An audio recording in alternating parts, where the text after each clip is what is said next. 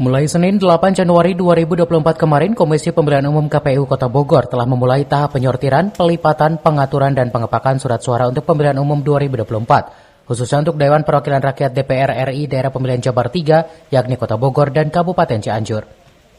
Kegiatan ini berlangsung di dua lokasi, yaitu Gedung Wanita dan Gudang KPU Kota Bogor, dengan melibatkan total 1.114 petugas yang dipilih dari masyarakat, dengan ketentuan bahwa mereka tidak terafiliasi dengan partai politik manapun. Proses sortir dan lipat sebanyak 817.283 lembar surat suara ini dilakukan dalam dua shift. Shift pertama dimulai pukul 8 waktu Indonesia Barat hingga pukul 14 waktu Indonesia Barat. Sementara shift kedua dimulai pukul 21 waktu Indonesia Barat. Dan proses ini dijadwalkan berlangsung selama 8 hari ke depan untuk memastikan kelancaran dan akurasi dalam sortir dan lipatan surat suara.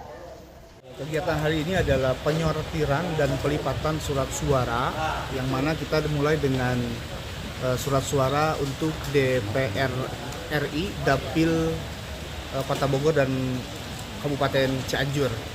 Pada hari ini kita melibatkan elemen masyarakat, yang mana jumlah 1.114 warga masyarakat yang memang kami screening terlebih dahulu bahwa mereka harus steril, bahwa mereka harus terlepas dan harus netral, tidak terafiliasi dengan partai politik manapun.